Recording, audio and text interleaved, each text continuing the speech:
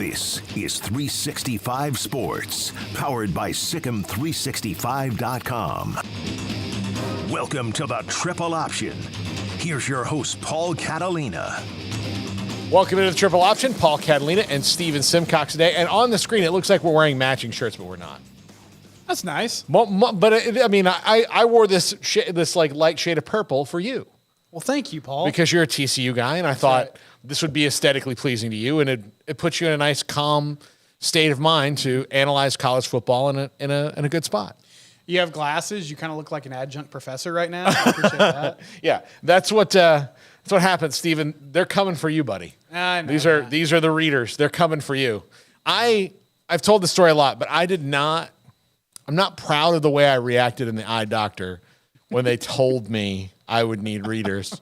It was just the nurse that was in there before the doctor came in.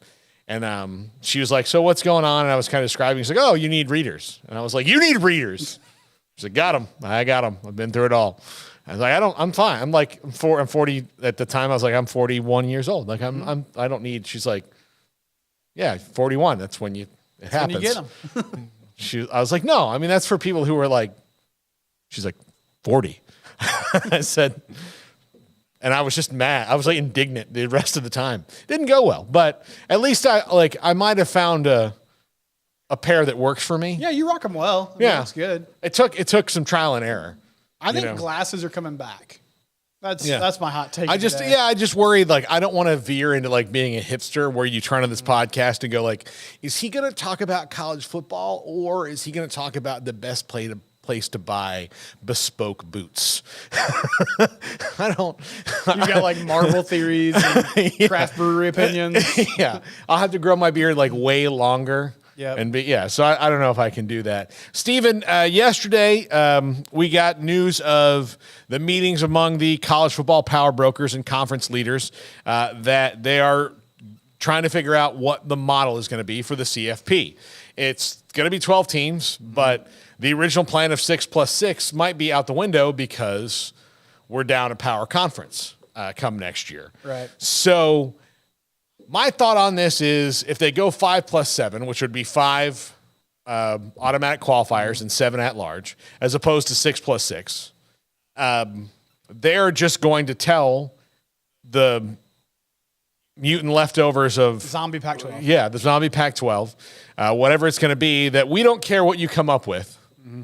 You can have an automatic qualifier if you're good enough, but more than likely it's going to be, the Power Four and the AAC, and then maybe you guys. Right. So, if it comes out. So I think they'll probably want it going 5+7. And Mike Oresco of the AAC said he's kind of leaning that way as 5+7 because now we all need to be included has found the spot where he's in the club. He's in the club, and he's like, well, I'm like crazy here, He took his glasses off. He's sitting at the lunch table with the cool kids. Yeah. All of a sudden, it's like, wait, well, I mean, let's not water this thing down now. I'm not sure everybody needs to be in. Well, I was talking about everybody. I just meant the people I'm in charge of, my friends. I don't care about anybody else. So what do you think they should do? I actually am of the mind I would just like to see them stick to 6+6 and see whatever comes out in the wash.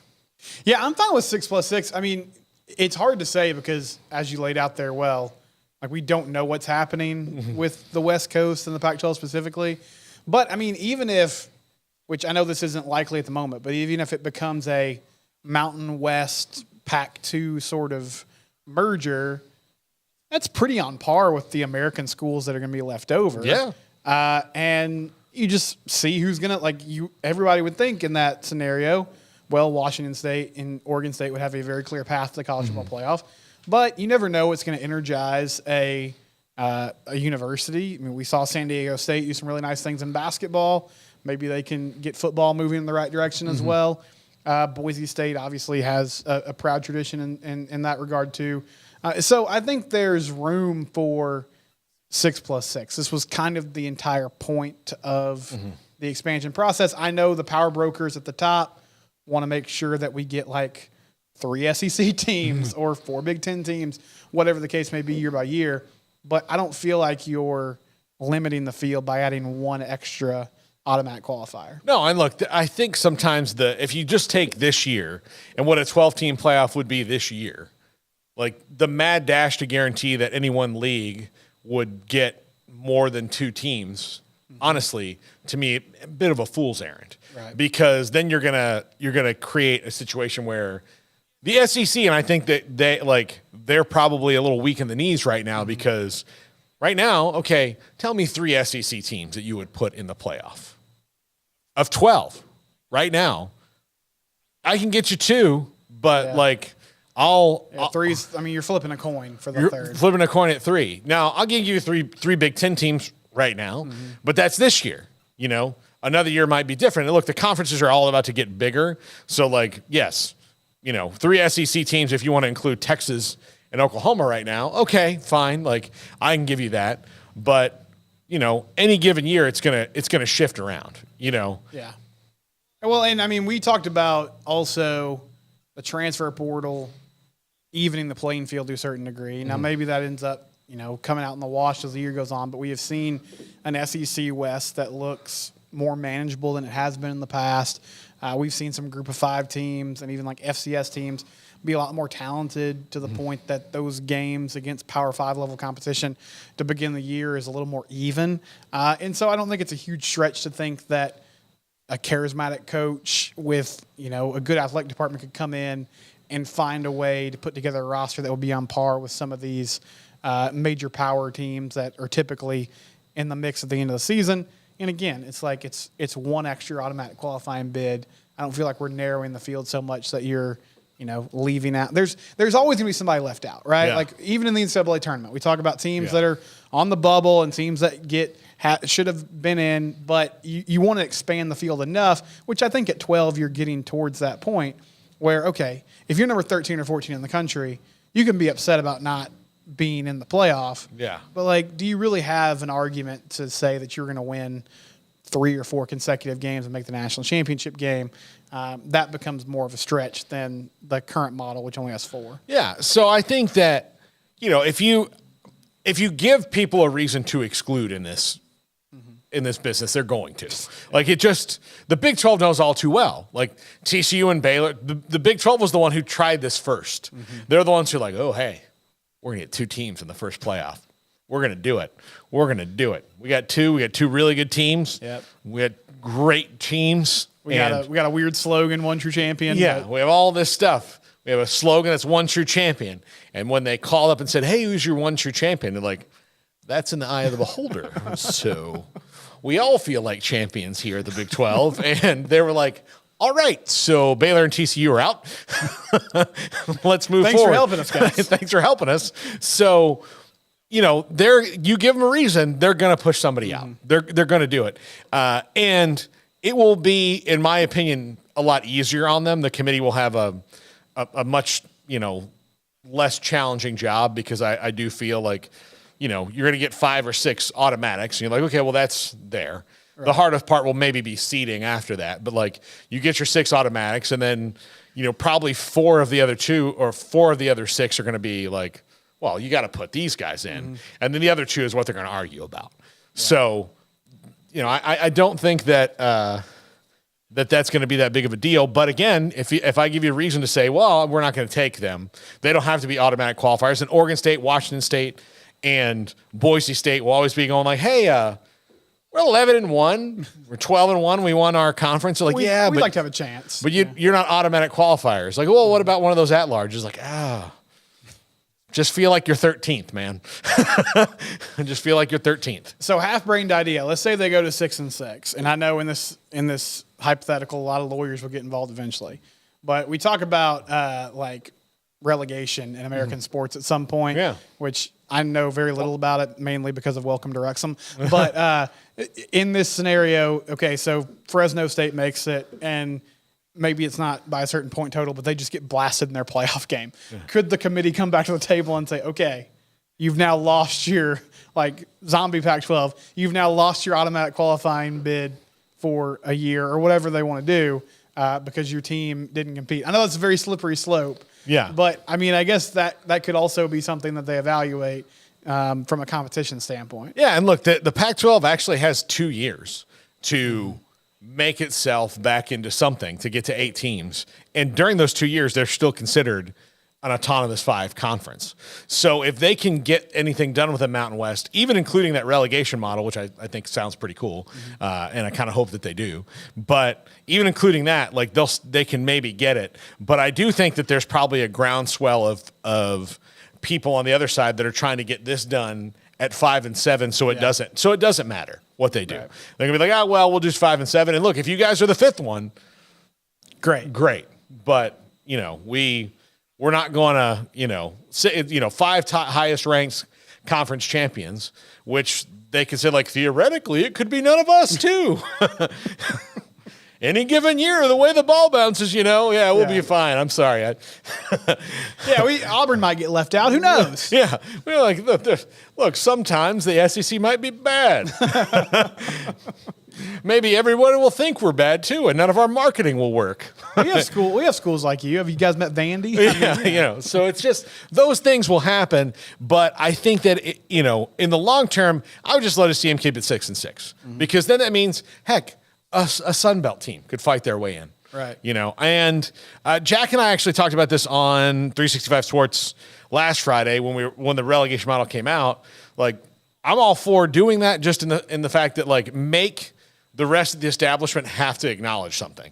Like, make them go like, oh, okay. Because, the Big 10, SEC, Big 12, like, they're never going to do that. They're never going to, because there's not going to be, like, SMU, who's just joined the conference, is not going to line up and be like, oh, yeah, I'm happy to be knocked out after everything I did and all the money I sacrificed. We raised $100 million in a week. Like, we'll sit on the sidelines. Yeah, we'll be fine getting, like, dropped out of this if that's the case. No, they're going to stick to their thing. But if you have to be different and do the relegation thing to make it make sense and create some more value for you, then I say more power to you and do it. And plus it'll make the powers that be have to acknowledge it, in my opinion, because they won't be able to be like, well, what are they doing over there? You know, like, oh, they've got a model that's like making people decide who they want to be. Yeah. No, I mean, it incentivizes being good, which is the whole point, and not just making a profit and, keeping your bottom line intact. And so that'd be a lot of fun to watch. And I mean, gosh, it would be insane if you're a coach, the pressure of, not only did you have a bad season, but you got us knocked out of the basic thing that we're competing for, and possibly that's something they could put in like a buyout clause and that type of thing too. Like, hey, if you get us knocked down to the Big Sky Conference, then we can just let you go for no reason. You don't get any money. Yeah, no. So I think there's a lot of things on this playoff wise, horizon wise that are interesting. I just hope they make the right choice, and I hope the 12-team playoff works out the way I think it's going to. And I know there's a lot of people like, look, a team like Georgia's going to steamroll everybody anyway. Yeah, but like they're doing that. Like, why not give them like another chance to lose? Well, in home playoff games is going to be awesome. I mean, that'll just be a great aspect of the neutral site games are cool too, but just having that environment, having bigger stakes, and it's more college football. Like, who's against more games? Yeah. That's what we want to do. That's what we want to watch. I've never understood the like, oh no, we have to certainly keep this to 4, or the people who are like, I don't know why we brought it past 2. Yeah. Like, look, and I'm a fan of a team who has been involved and who won 3 national championships and played at a bunch more when it was just the 2, and then played in the first playoff, much to a terrible end against Oregon in the Rose Bowl. But even still, like, look, no, I would love it because now I don't have to have those years where like, oh, well, they're just 6th. Yeah. Darn it. Now you'd be like, well, they're 12th. Let's see if they can get going. Let's see if they can get hot here. Build some momentum. And then like maybe the team that finishes 12th and barely gets in the next year is a 4 seed the next year because of that experience, and they get better. So yeah, I just hope they get it right and don't mess with it too much. Well, we see teams all the time. This might not be the best example, but like, K-State last year was kind of shuffling between quarterbacks, and then towards the end of the season, Will Howard's there, they get rolling, and of course they end up losing their bowl game. But that's the type of team that you would like to see. Okay, what if a team gets hot at the right time? Maybe they lost 2 or 3 games, but now they have an opportunity to go in the playoff and make some noise. And especially like a blue blood like Florida State, if they're having a down year, but suddenly they catch fire, that's not a team you want to see, late in the season. So there's a lot of cool intrigue that could arrive from it. Yeah, no, I think it's going to be great. All right, when we come back, Max Johnson is probably going to be the starter on the way out for Texas A&M.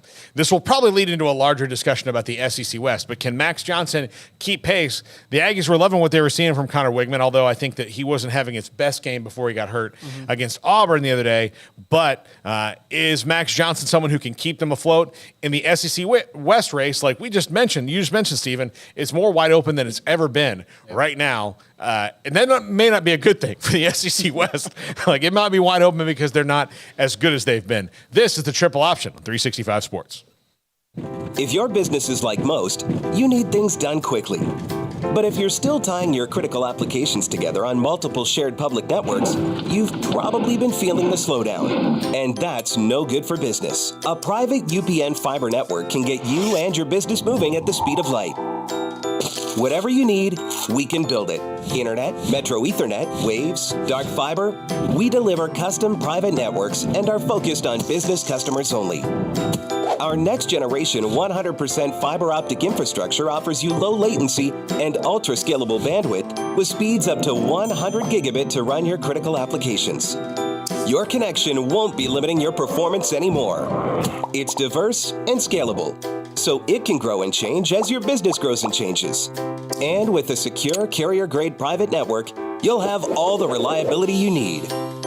Contact UPN today to learn more. Fast just got faster. This is 365 Sports, powered by Sikkim365.com. Welcome to the Triple Option.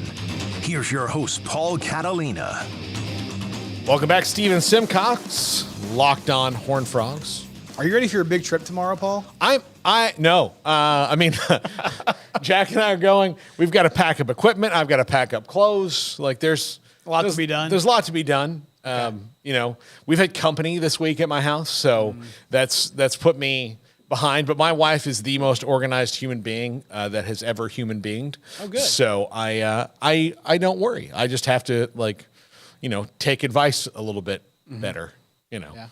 So, I'm excited. We'll be tomorrow for the show, and thanks for leading into the promo. We'll be at Burger U in Orlando, right across from the stadium, from the Bounce House. And then on Friday, we'll be at Bounce House Social from 4 to 7 local time. So it'll be a fun time.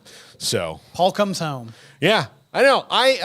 Orlando, state of Florida is my home. I never lived in Orlando. I spent a lot of time there. My best friend Ryan lives there, and he'll be involved in all this. So I'm excited to see. Well, I just saw him at the wedding, but I'm excited to see him twice in the same year for the first time in forever. So that'll be fun. And then it's just Jack. I found this out about Jack last night. Jack has never been to the Sunshine State. Really? Never been there. And I found this out because he sent me a text and said, "Oh, it's supposed to rain every day we're there." And I was like, well, yeah, it rains every day in Florida at this time of year from May to about, October, November, the rainy season, it goes, it rains for a little bit. And, you don't have to change your life. You just have to. And you protect the cameras, Paul. Yeah.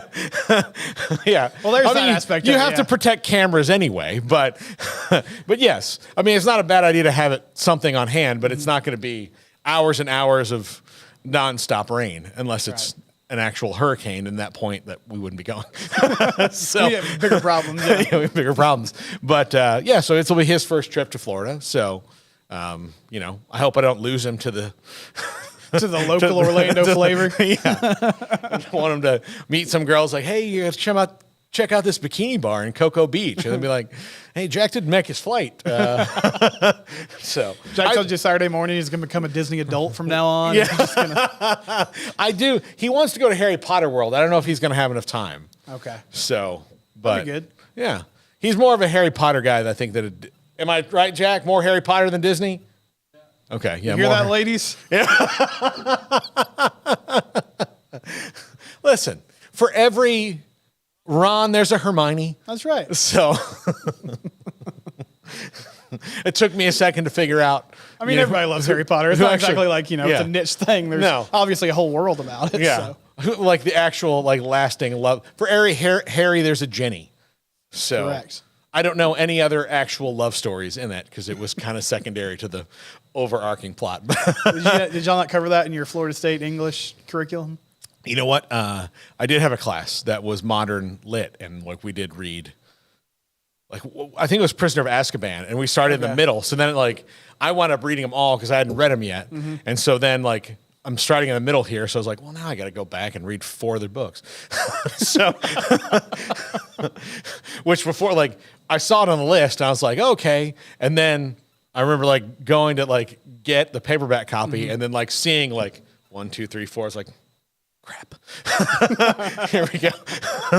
I guess I'm in. Now something's taking over my life. Now I'm in it. So no, we did, but it's been a long time. I'm more leading into the movies now than the books.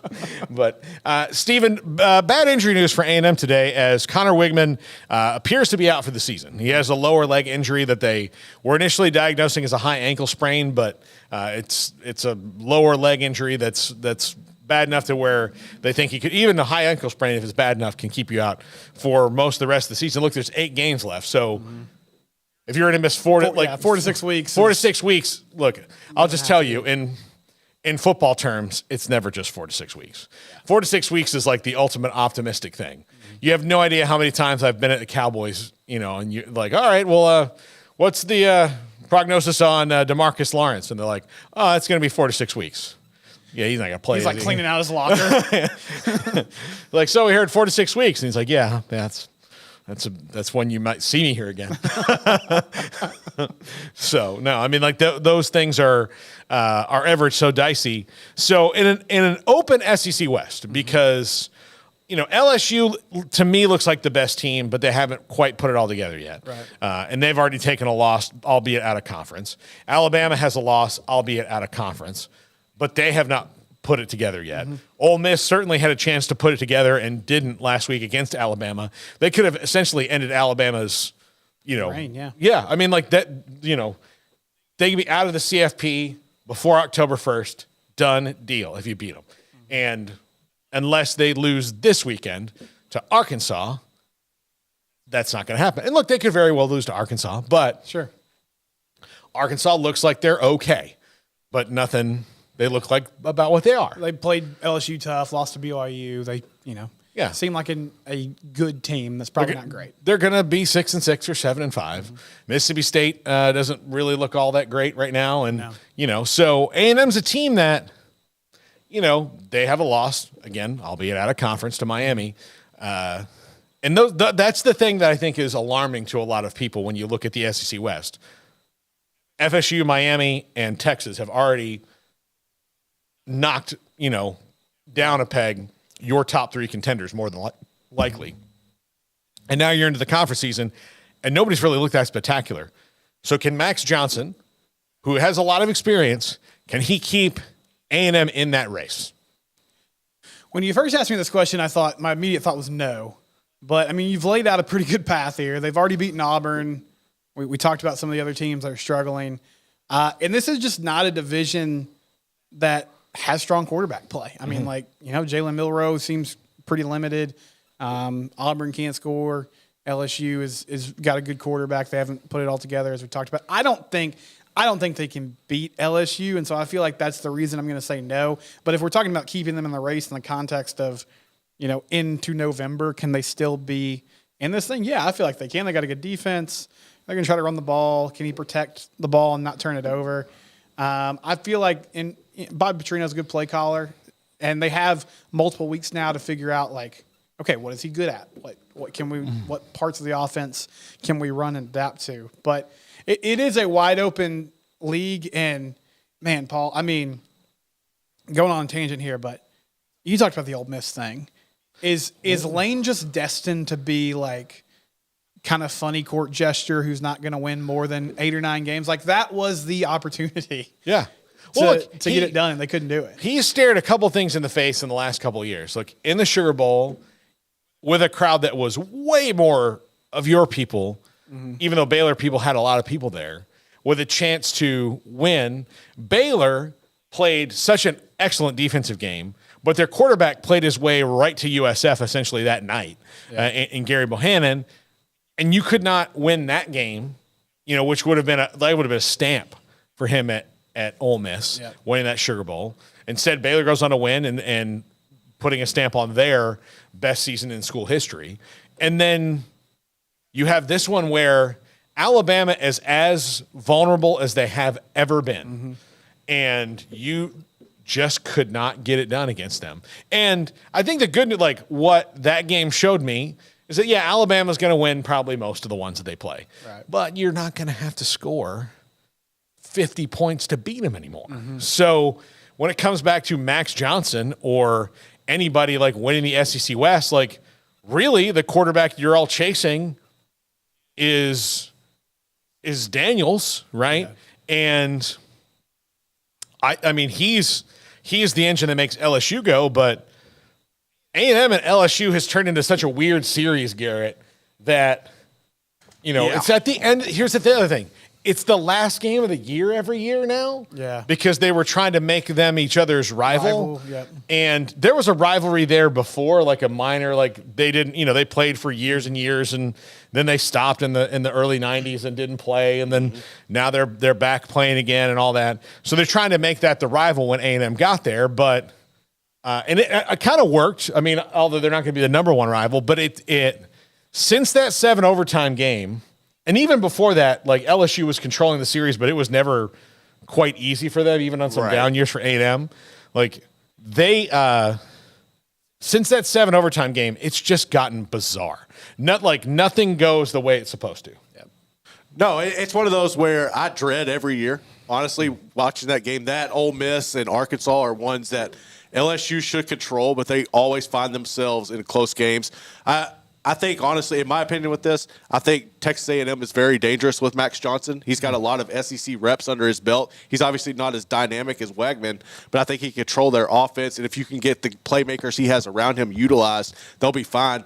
I think more so the way that Texas A&M has been able to play defense, especially Torian York, the way he's balling out at the linebacker position as a freshman, I think that makes them very dangerous. And I think their skill positions can match up with a team like LSU. And I wouldn't be surprised if A&M honestly beat them because they've shown they can do it. Yeah. And look, A&M has Alabama next week. Yeah. I say Alabama has Arkansas. A&M has Arkansas this week. Alabama, who's Alabama have? I can't remember. I could look it up on this machine. That testing computer. I'll fill for a minute while you do that. Yeah. So, and all those series have kind of become wacky. Like you were talking about the LSU A&M series. Arkansas A&M is always sort of a weird game. A&M's won most of those. They took Bama to the wire last year and beat them 2 years ago. Beat them 2 years ago. So, but I also wonder, Bama plays Mississippi State. Okay, Bama plays Mississippi State, so that should be a win, you would think. But look, if Mississippi State's offense gets hot, yeah, well, and that's the thing that you said. If you can score more than 20 points on this Bama team, which is still a tough task, then there's a path for you to win the game. What's Max Johnson's eligibility status? What's the best case scenario for him moving forward, Paul? Is it just ball out and maybe play somewhere else next year? Or because I would assume Wegman is still the guy moving forward, and they're probably going to try. Well, he's in his COVID year. Okay. Well, no, hold on. It says he's a sophomore, which I don't know how that works. Yeah. He's been around for a while. Yeah. No. He has reclassified as a sophomore after using his COVID eligibility year. So I don't know how that works, considering that in 2021 he started the whole season. It says he technically still has 3 years of eligibility remaining. Okay. So I guess, either play really well and he's going to have to grad transfer if he does. Yeah, grad transfer, which there's a way to do that, I'm sure. Yeah. But yeah, there's an opportunity for him, and he, as Garrett said, he looked really good coming in that game. I mean, he energized that team. That Auburn A&M game was a rock fight, and he finally kind of got the offense moving in the right direction. So I think it just comes down to this A&M O-line. Can they keep him upright? Yeah. And can they do well in the running game? Because that's why you have your backup quarterback. They seem to have really good running backs, but the other reason I bring this up is that this is a year where Jimbo Fisher needs to do well. And this is an opportunity looking around because I'm an A&M power broker and I say like, okay, well, you've done all this. This is a year where you have an opportunity to go win this league. Yeah. There is not a scary team in the SEC West right now. Yeah. There's only one scary team in the SEC East. That's it. So in the entire SEC, there is one big scary dragon. That's it. There's one of them. As opposed to years where it's just, a dragon. It's just a layer, four giants, like that movie with Christian Bale and Matthew McConaughey. Mm-hmm. That one, whatever that was, it was about dragons. That's what the SEC is normally like. This year is certainly not that. Everybody is kind of even, and Georgia's maybe seemingly a step above everyone. Yeah. So you've got this opportunity to go do something. And I think that if you're Jimbo Fisher, you better do it because now you've done the thing where you've changed your offensive, you've changed the coordinator thing, which has worked out well for them so far. But, you also lost Mike Elko to Duke and, DJ Durkin has not had that. They played well last week against a bad Auburn offense. So I don't really know how good the A&M defense is yet. They've only been challenged once and they failed that test. Right. So I don't know. So they don't have what they, I think, envisioned when Jimbo Fisher thought, I'm going to finally win this conference. They don't have that. And can Mac Johnson be the guy who goes out and gives them an opportunity to play in a conference title game? Especially in a year, there's a lot of pressure where you better get good fast because the only team that you truly hate with every fiber of your being, because A&M has one rival. No matter what they say about LSU, LSU was always going to be like, yeah, it's okay. We're supposed to be rivals. We don't, they don't like each other. Texas. They don't like you. But Texas is coming in. It's a wife swap situation with LSU. Yeah. And not only is Texas coming in, Texas is probably coming in pretty darn good. Yeah. So unless this year's somehow a wild one-off, Texas is going to roll into the league being pretty darn good. So you've got Texas coming into the league and restarting the rivalry that it's in your damn song. You didn't change the song. Yeah. You didn't stop sawing varsity's horns off when you weren't going to play them anymore. You just sat there and started to just put it in the back of your mind. Can't wait till we get them again. But that's coming in and the minute. So say Jimbo Fisher makes it out of this year and everybody's confident and happy. I think Jimbo's got to turn it around. The second that it's zeros on the clock and Texas has more points than A&M does in a game, his life is going to suck. Well, and those are two good points there. One is for A&M, the timeline this year was supposed to be, okay, we had a bad year. We're revitalizing now. We got a new coordinator. We're bouncing back, win 8 or 9 games, look solid, look competent, look like a team that can contend next season. And that's a solid step in the right direction. But now, as we've said, suddenly the SEC West doesn't look great, and if you finish 7-5 or 8-4, are there people that are looking at their watch that's great, but this was a season where we had a chance to really do something beyond that, and we couldn't capitalize on it. And now, how many cycles do we have to wait until we get that opportunity again? And yes, Texas, with all the resources A&M has, and I know their fans love to talk about the great revenue they make and, how much the brand has grown since they moved to the SEC, how much recruiting's increased. You got a New Year's Six bowl win during a COVID year to show for it and the Johnny Manziel era. And that's it. Other than that, it's been a lot of what it was in the Big 12, which was good teams, not great teams. And this was the guy that was supposed to get you to the mountaintop. Yeah. You went and got him out of a situation that, was devolving.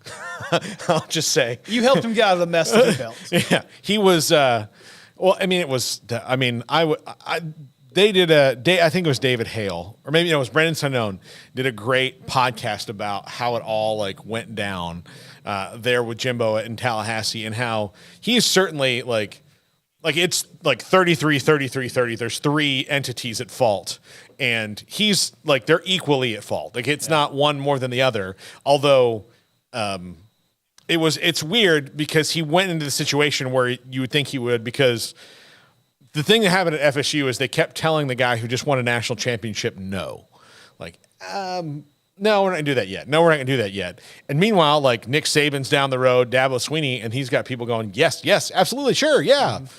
Robots? Yes, we'll be able to robots. What do you need? You want robots? We'll get on robots. Maybe not anytime soon, but we're going to have it. Like the minute that robots are legal, you're going to have the best robots. You want a giant slide in your building, Dabo? Sure, we'll do that. Yeah, exactly. You know, all those things. And so he went to a place that was like, whatever you need.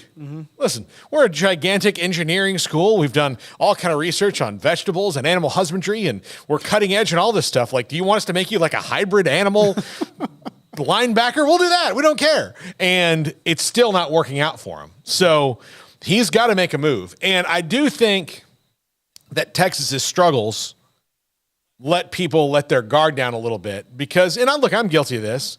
Like when they decided to join the SEC, like, well, good luck with that, buddy. They look like they've put it together. The things have all changed so much that, they might have put it together. And for some reason, nobody in this state has ever taken advantage of Texas being down. Only Oklahoma, who's not in this state, no matter how bad they want to be, only Oklahoma has ever taken advantage of Texas being down. I mean, yes, people have had good years, but nobody's ever gone and like stepped on their throats. Like nobody said, all right, that's it. You're going to be your reign of terror is over. You're going to be Nebraska or Miami now. Yeah. That's who you're going to be. And not to say that those teams aren't going to try and get back, but like that's what the Big 12 could have done to Texas, and they didn't. Yep. They absolutely didn't. And so here they are back again, looking like they might have put something together. And now they're going to the SEC where they could go in next year, especially if they retain some of this offense or the people they have, and be one of the favorites in that league year one. So if you're A&M and you're always recruiting against Texas, even when you didn't necessarily have to, this is huge for Jimbo Fisher. He's got to get it right soon. Yeah. Does he have another pivot move? I mean, he's changed the coordinators up. He's kind of reassembled his staff.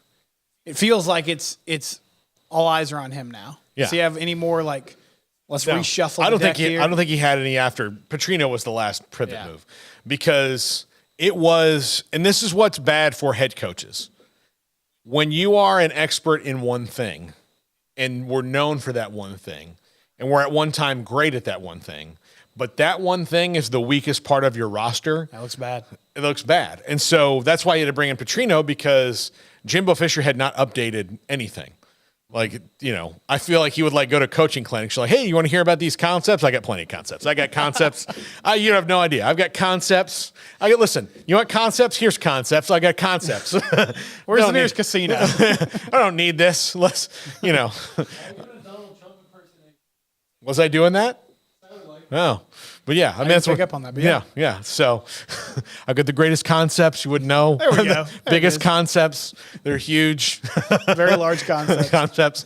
People come to me for concepts all the time. Like that's maybe how he blew through the thing, right? Because I could call his offense because I watched it since 2007. When he was, or 8, when he was at FSU. So whenever he came to FSU, I watched that same thing. I can tell you, it's going to run power right here. If I know it, and I'm just a guy who yaps into this thing. Probably coaches that know it. There are probably people who sit there and watch it for hours at a time and slow it down that figured it out. And so he made that move with Bobby Petrino. And outside of the, like, having the, like, ornery, old man, grumpy, criminal coaching staff that he has, it maybe has worked out for him, but I just don't foresee him having like a get out of jail free card, even with this, because if you're the quarterback guy and Bobby Petrino's the quarterback guy, then you should have 2 quarterbacks that you are confident enough in to win games, especially when the 800-pound gorilla is as vulnerable as they've been in 15 years. Yeah, you got to find a way to make it work, even with your backup QB in a league that in some ways feels like there's a lot of kind of backup quality QBs around that have been thrust into starting roles. Yeah. So they've got to make a move right now, I think. And this is this could be, and look, this may not be a year where they get to they could wind up winning the SEC West and losing to Georgia and not, they wouldn't be in the CFP. Like right now, they already have a loss. They're behind it. Yeah. But if you can get at least in a discussion where you're building and you're in the SEC title game would be huge for them. Oh, it'd be big. Huge for them to build on, especially with Connor Wegman, Max Johnson, like all those guys potentially coming back. And part of the reason Max Johnson's at A&M is because his brother, Jake, is the tight end there, and they're playing well there together. So, I guess there may be a thought, if maybe he wants to be a grad transfer, if he's good, Max Johnson could go back to where the city he was born in. Play where his dad played. I don't know, but he's got to be good. He's got to be good. I mean, granted, Paul's scouting him out. I'm scouting. I'm always scouting everybody. I need to get your opinion on something in the next segment. Craig called me out on it yesterday on the show, but I do think that I have ground to stand on. Okay. But you can tell me, if I get 3 or 4 people that tell me I'm being a dumbass, then I might just relent. But we'll talk about that. Plus. Which teams have looked like CFP teams so far? If we're on the committee, what teams will we have to argue about right now? This is the Triple Option on 365 Sports. If your business is like most, you need things done quickly. But if you're still tying your critical applications together on multiple shared public networks, you've probably been feeling the slowdown. And that's no good for business. A private UPN fiber network can get you and your business moving at the speed of light. Whatever you need, we can build it. Internet, Metro Ethernet, Waves, dark fiber. We deliver custom private networks and are focused on business customers only. Our next generation 100% fiber optic infrastructure offers you low latency and ultra scalable bandwidth with speeds up to 100 gigabit to run your critical applications. Your connection won't be limiting your performance anymore. It's diverse and scalable, so it can grow and change as your business grows and changes. And with a secure carrier-grade private network, you'll have all the reliability you need. Contact UPN today to learn more. Fast just got faster. This is 365 Sports, powered by Sikkim365.com. Welcome to the Triple Option. Here's your host, Paul Catalina. Okay, 2 topics in this last segment. Okay. One of which, so we'll start out with the funny one, and then we'll get into the meat and potatoes. So yesterday, we were talking about Jordan Travis, who I said, if I have a child, I don't know if I will be able to love them as much as I love Jordan Travis right now in this moment. I don't know. We'll see. Strong take. I love it. But, you never know. So that's something you can use with your kids. Like, listen, if you don't behave, I already really care for Max Duggan. Yeah. I'm going to start ranking my kids like Dion. Yeah. And I'll have Max in the middle there, too. Yeah, Max Duggan. LaDainian Thompson, older than me, but love him like a son. No, anyway. But all those, so I love him. He's got this really cool looking T-shirt out that's it's like college football king because he can't use Tiger King, but they've beaten LSU and Clemson, and it's him. It's, with 2 tigers at his feet. And it's a cool looking T-shirt. It's an NIL deal. It costs $31.24, and the money is divided among the offensive line.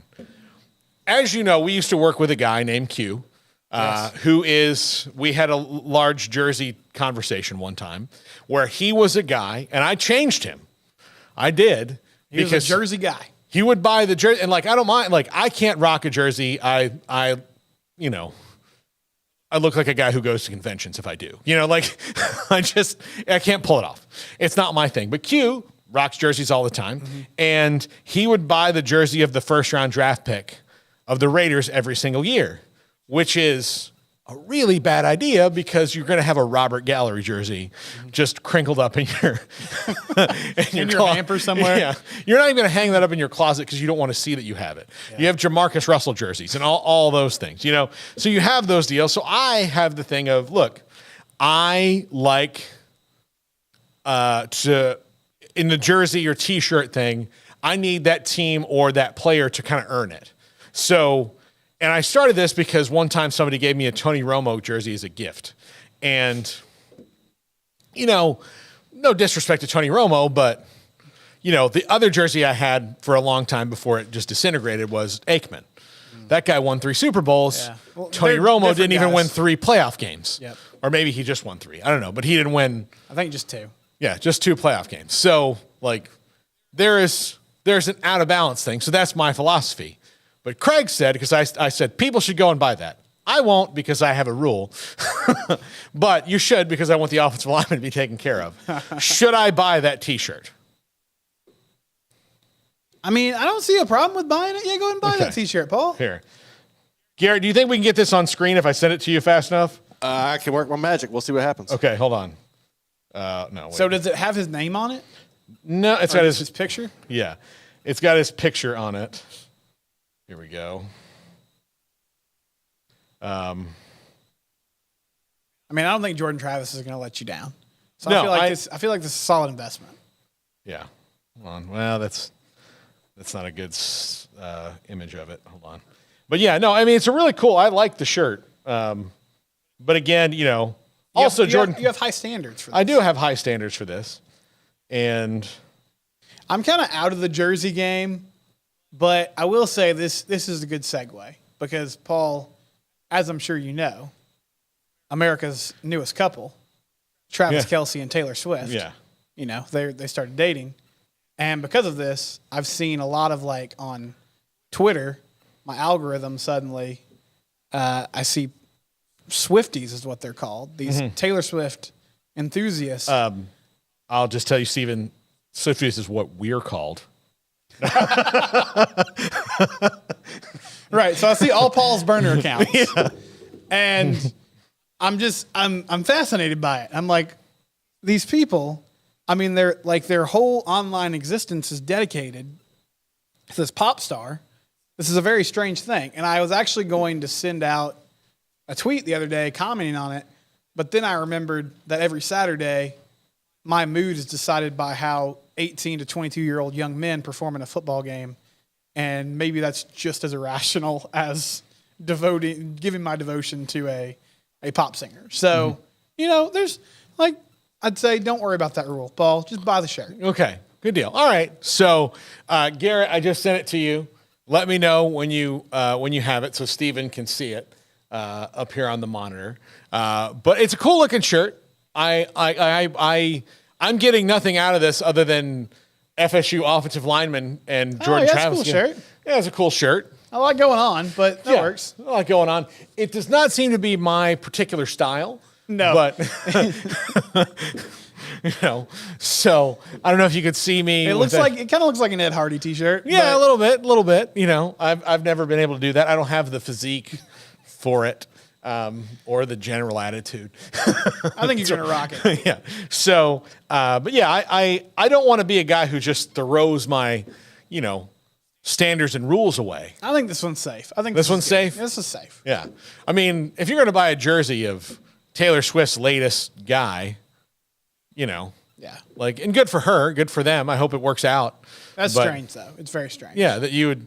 I mean, you don't even know if they really like each other yet. You just know that Travis Kelce really likes her, and that she accepted his invitation to this football game. Right. And then they hung out after. You know nothing about the relationship. Yeah. Again, what if her true love is Jimmy Garoppolo? I mean, that could be down the line. That's a twist that we haven't accounted for. She's been through a lot, Stephen. Well, Swifties, they live in the now. That's one thing I like about them is they're just all about the now. So Me, I'm just concerned for her well-being, overall mental health, and all that get stuff. it. I want her to keep on apparently saving the American economy. that's very that's very gracious of you. I would just like her. She didn't even have to come on the show. Just walk by where we can get a camera shot of her waving at us. That would be great. I don't care that people are they don't talk about Taylor Swift at all on this YouTube channel. Don't care. The thought that we might talk about it again soon would be people great. tuned in, yep. All right. So thank you for helping me through that dilemma. Proud to. Okay, Stephen. Which teams have you seen this year that you say, all right, let's fast forward to the end of the year. We're in the committee room. Who are we putting in the hat? Well, Georgia, obviously. I mean, they're right there. I don't love saying it, but I think Texas is in at the moment. I mean, aside from 2.5 quarters against Wyoming, they've dominated everybody they played this year. and have a signature win. Ohio State with that win against Notre Dame. I feel like you got to bump them up there. Florida State's right there as well. That would be the 4 I'd say right now. On the outside, it's kind of hard to make sense of the Pac-12 at the moment. I was super impressed by Oregon, but I also still don't know how good Colorado is, and that was obviously a very personal game for them. So seems like they kind of did what they wanted. Washington might have like some of the best skill guys I've seen in a long time. Yeah. Like, that's a loaded team at the skill positions. I think that if you're just talking about quarterback and wide receivers, like running back, wide receivers, skill positions, like you could do USC, Washington, FSU, and probably Oregon right now, and just be like, though they're all like, if you're going to pick those 4 and have them play, and 3 of those teams are in the Pac-12, and all play each other. As a matter of fact, Washington is the team I think has looked the absolute most dominant so far. Now, they have yet to be tested. Right. And their first big one will come next week when they play Oregon. No disrespect to Arizona, but that's a team that's trying to figure out itself as they transition to the Big 12 next year. So, but they have Oregon and then Arizona State and Stanford, and then they close their season this way: USC, Utah, Oregon State, and Washington State. And not that the first 2 of those won't be hard enough, but the last 2 will have sauce on it, absolute sauce on it, particularly the Apple Cup, which could be the last Apple Cup for the foreseeable future. So if Washington can maintain that and go through that with just 1 loss, that's a heck of a resume. yeah. I mean, if they're 11-1 playing in the Pac-12 title game and then say win that Pac-12 title game, there's no way you can convince me that they're not, maybe the best team in the country, because they would be lethal. Yeah, I'd agree with that. I mean, Michigan looks good. They made it last year. They haven't played anyone, so I don't really. Yeah. Look, Penn State to me, like right now, is a team I'd have to consider as well. Yeah. If Notre Dame can get through unscathed the rest of the way, they'll put themselves back in the conversation, because that would mean they've beaten USC and I think Clemson. I gotta do that. But yeah, so when you go on down the line of everything else, there's probably 8 to 10 right now. Like I really like the way that Utah plays, but I just don't see them being able to sustain that even when Cam Rising comes back. Yeah. Because, trying to win every game 14-7 or 20-13 is hard. Yeah, it is. Because you're going to have a day where your defense just gives up 24 points. And, you got to score points. Yeah. Maybe not even your defense. Like, your defense might give up 14, and then you spot the team a couple turnovers and plus territory that wind up being, 10 more points. So, yeah, I don't know. I think there's not that many, but, yeah, I wonder, like, Penn State, Washington are teams that maybe people aren't talking about enough yet. Now, Penn State just had the remarkable performance against Iowa, and I know Iowa's offense is not great, but to make it, just expose it for what it really is, the way they did, and give it 61 total yards, and then only that, make their defense look very pedestrian in a 31-0 drubbing. This might be James Franklin's, like, opus here. Yeah, it was impressive for sure. And I'm really happy we're going to get to see these Pac-12 teams go up against each other. I know we'll get to see it live because they play so many good teams, but what's your feelings on USC? I know that defense is what it is, and Lincoln Riley teams are always questionable there. I'll be able to tell you more after this week when let's see how Shador can operate against them. Yeah. Now, Colorado knew they had problems, and they were able to work around them for a little while, but, if Shador Sanders can kind of gash them a little bit, then I'll be like, I don't know. Like, I think they're better, USC is, but with Lincoln Riley, it always comes down to he ultimately loses to a team that's a little bit tougher than his. Yeah. Like, everything else is great, but the team that he loses to, like Utah last year, or Georgia when they lost was it Georgia when he lost to Oklahoma in the playoff? So he lost to Georgia. Like, Georgia, that team wasn't Georgia's defense as it is now, but Kirby Smart had them just a little bit tougher. Right. And so until he gets to that point where we can out-tough you, then I don't know. And I haven't seen that yet. I think they're not getting gashed on defense like they did last year, where you're like, all right, well, they clearly just want to get Caleb the ball back, and we'll take their chances like holding this team to a field goal. But they're better there, but I don't know when you play Oregon, when you play Washington, are those teams going to expose you a little bit more? And Colorado could be the test this week. I don't think Colorado can stop them at all. I don't think that that's going to happen, but I do think that Colorado can score on them. Yeah. Yeah, it's a gauntlet. Do you give any, again, a team that we'll find out more about in the coming weeks, do you give any credence to what Oklahoma's done so far? Yes, I do. If they and if they just don't have the playmakers they've had in the past, right. As far as there's not a CeeDee Lamb walking through the door right now. They're good, but they don't have, just all these weapons at every point. They're efficient. They look to me like a better version of Clemson right now. Okay. So Clemson, they have better playmakers than Clemson, but Clemson, that's their thing. They cannot, and Garrett Riley's doing a great job, in spite of what everybody will say, he did a great job against FSU. He's done a great job week to week they're not going to beat anybody over the top, but they can be efficient all the way down and out physical you. Oklahoma looks like they can maybe be a little bit better than that, but their defense and Brent Venables, he's turned it around. He's certainly turned it around, because if you had told me last year that Oklahoma had 2 games where they scored 28 and 20 and they won both of them, I've been like, no way, because this team can't stop anybody.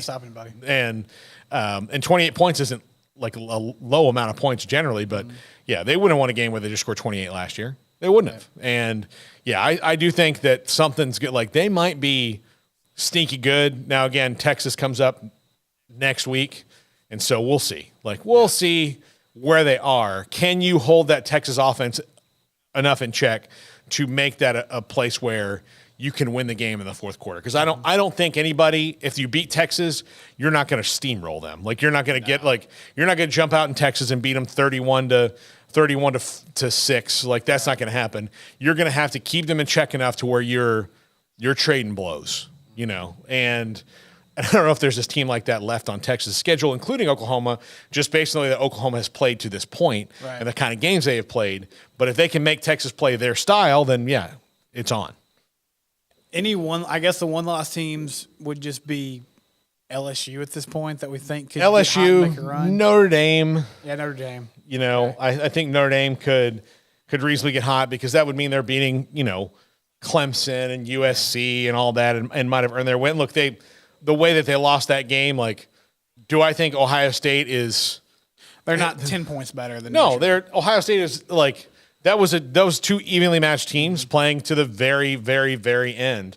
So, I still tend to maybe think that Bama, because of who they are, could be back in it. But all the rest. No. There's still some undefeated teams that if they get hot could wind up in it, Miami or North Carolina, but even that, still, I don't think that they're there yet. Both of those teams, especially given who they have left and who they'd have to beat to get in the playoff if you're North Carolina. So I think, Miami still has to play Florida State, among others, and North Carolina and Miami play each other. So one of those teams is going to kind of eliminate the other one. Yeah.